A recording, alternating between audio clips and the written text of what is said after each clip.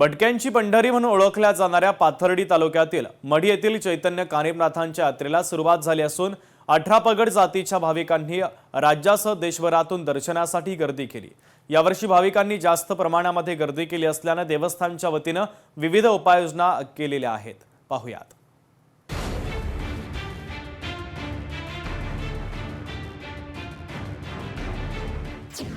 मढी यात्रेत लाखो भक्तांची मांदियाळी।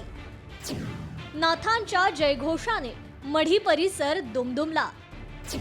रेवड्याची उधळण आणि गाढवांचा बाजार हे यात्रेचं वैशिष्ट्य। श्री क्षेत्र मढी येथील यात्रा मोठ्या उत्साहात साजरी केली जाते।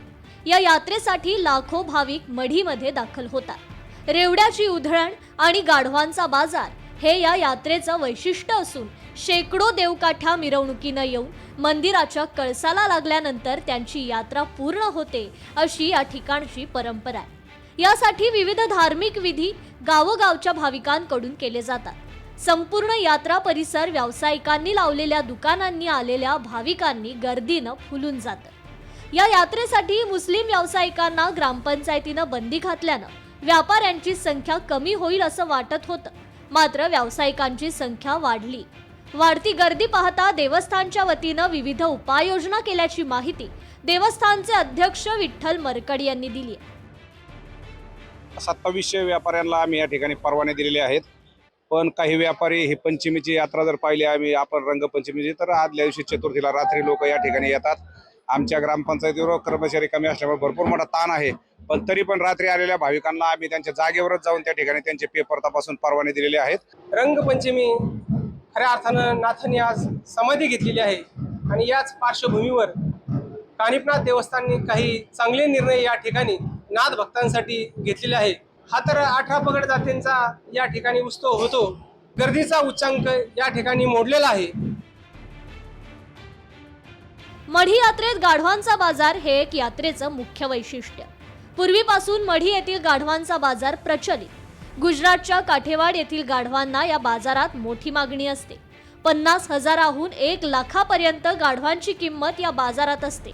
पांढरे शुभ्र, उंचीला आणि जास्त ओझे वाहण्यासाठी चांगले असल्यानं त्याची किंमत जास्त असते। रंग, वय, दातांची संख्या, उंची यावरून गावरान गाढवाची किंमत ठरते, अशी माहिती व्यापाऱ्यांनी दिली आहे।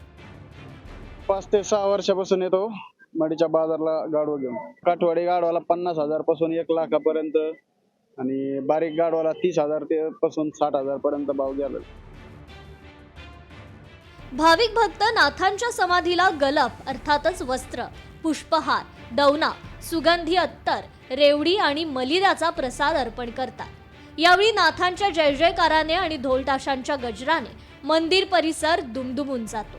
मढी यात्रेत रेवड्यांना भक्तांकडून मोठ्या प्रमाणात मागणी असते। रेवडी ही मढीचा यात्रा याच्यासाठी उधळली जाते, ती प्रसाद म्हणून, आणि लोक खूप गर्दी आहे। यावर्षी प्रसादासाठी खूप प्रतिसाद चांगला आहे। रेवडी खूप प्रसादाने जिंकली। चक्री रेवडीचं पण वैशिष्ट्य आहे, ही रेवडी प्रसादासाठी लोक नेतातच। मी 2 वर्षापासून व्यापार करतोय आणि आता संख्या आहे ना गाढवांची, यावेळेस गाढव कमी आले, व्यापारी जास्त आले, त्याच्यामुळे ना माल आता थोडा कमी पडला, नाही का। यात्रेसाठी देशभरासह राज्यातील अनेक ठिकाणावरून भाविक देवाची मानाच्या काठ्या घेऊन येतात। चैतन्य कानिफनाथ मंदिराच्या कळसाला मानाची काठी टेकवण्यासाठी गर्दी करत असतात। नाथांच्या जयघोषात ही काठी मंदिराच्या कळसाला टेकवली जाते। अनेक वर्षांची परंपरा असलेली काठी घेऊन हजारो भक्त दर्शनासाठी इथे येत असतात।